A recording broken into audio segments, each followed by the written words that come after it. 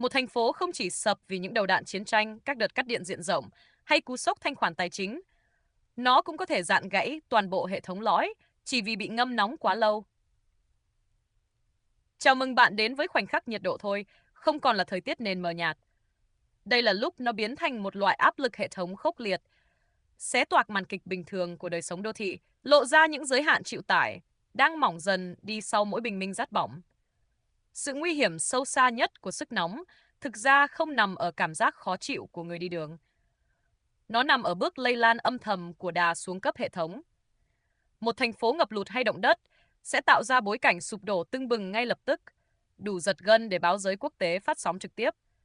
Thế nhưng, cỗ máy đô thị đang bị nung nhừ từ từ, bởi sức nóng thì khác. Nó không chết theo kịch bản thảm họa Hollywood với những tiếng nổ vang trời.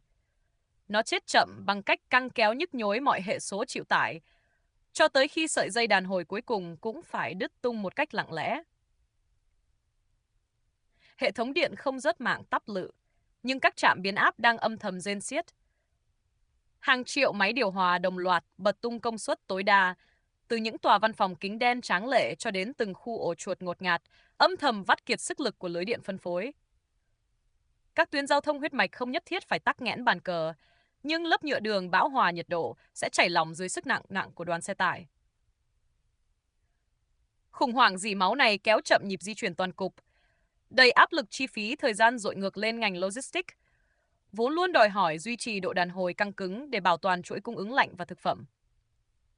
Sự hao mòn này không lẻ loi. Từng mắt xích của cỗ máy đô thị lây nhiễm sự mệt mỏi sang nhau, tạo ra hiệu ứng domino dồn nén.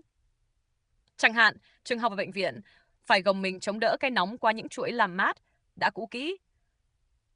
Quan trọng hơn, hệ thần kinh của hàng triệu cư dân có vẻ chưa gục ngã tức tưởi xuống vỉa hè.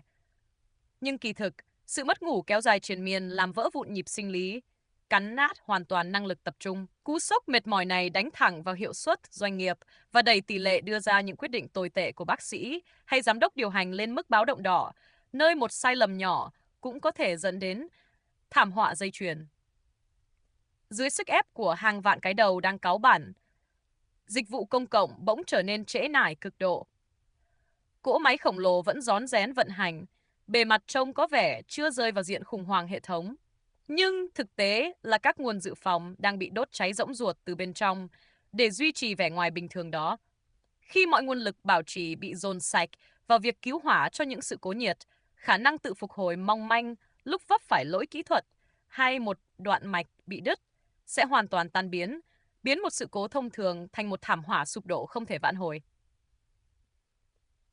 Vì sao chủ đề này không phải là lời than vãn mù quáng về mùa hè? Vì khi một thành phố bắt đầu đánh mất hệ số chịu đựng trước nền nhiệt dồn dập, nó bắt đầu gióng lên hồi chuông định hình tương lai, khả năng chịu tải của văn minh. Dưới lăng kính hệ thống, HEAT đóng vai trò sắc lệnh như một bài stress test khắc nghiệt nhằm kiểm định lại mọi giới hạn chịu đựng của xã hội hiện đại, chứ không đơn thuần chỉ là một bảng nhiệt độ vô hồn. Khi tính đàn hồi bị vắt kiệt, ai sẽ là người phải gánh tờ hóa đơn đứt mạch đầu tiên? Chắc chắn không phải là những kẻ trong những biệt thự kín cổng cao tường.